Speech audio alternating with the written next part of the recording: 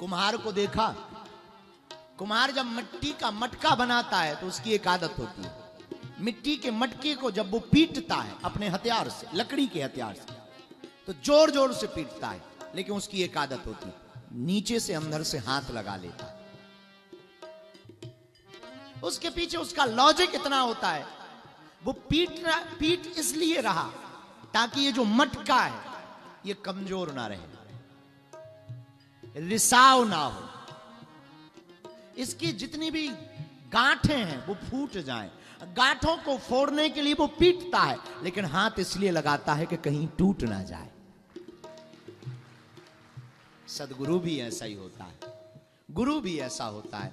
थोड़ा तेज लगेगा गुरु, क्रोधी लगेंगे, थोड़ा अलग लगेंगे। अच्छा, कुछ लोग बड़े विचित्र होते हैं, हमारे चेले तो हैं, हमारे चेले हमसे ही कहने लगे गुरु जी समझते नहीं है।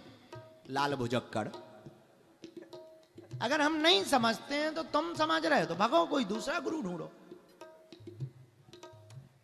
और गजब हो गई, हमारे चेले हमको ही कहते हैं हमारे गुरु जी समझते ही नहीं है। वाह, अब तुम हमें समझाओ।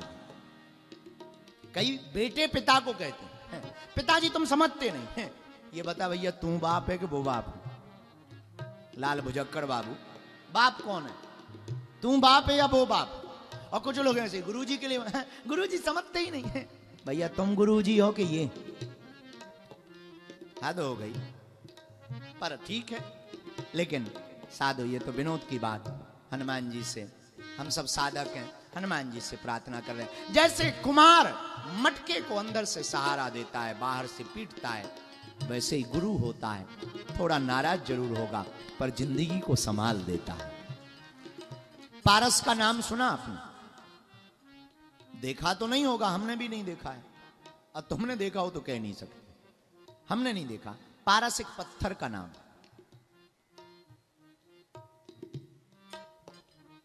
उसका एक गुण है, लोहे को स्पर्श कराते ही वो लोहा की धातु को परिवर्तित करके सोना बना देता है, ऐसा हमने सुना है। पर पारस की एक औकात सीमित है। पूछो क्या लिमिटेशन है?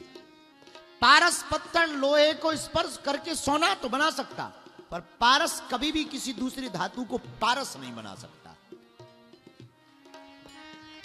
पर गुरु की क्षमता बहुत अद्भुत है, अनलिमिटेड है।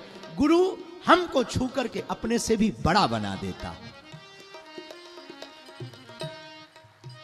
इसीलिए गुरु की महिमा हमको याद आई।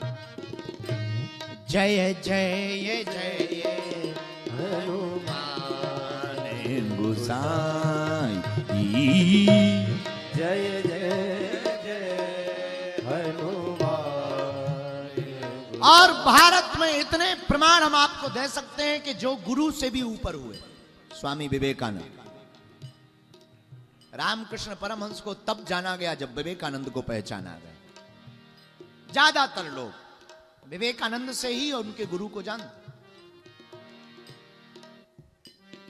दोनों एक दूसरे के पूरक होते हैं, लेकिन गुरु महान होता है। याद रखिएगा, कोचिंग सेंटर में पढ़ाने वाला गुरु भले ही नौकरी ना पा सके, पर वो अपनी काबिलियत पर बहुत लोगों को आईएएस और आईपीएस बना देता है।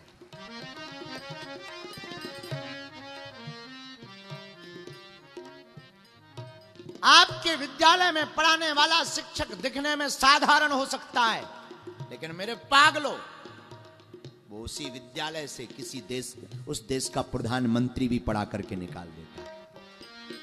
मेरे पागलों, हम अपने भी गुरु की बात कह सकते हैं। हमारे जो दादा गुरु जी थे वो कभी टीवी पर नहीं आए।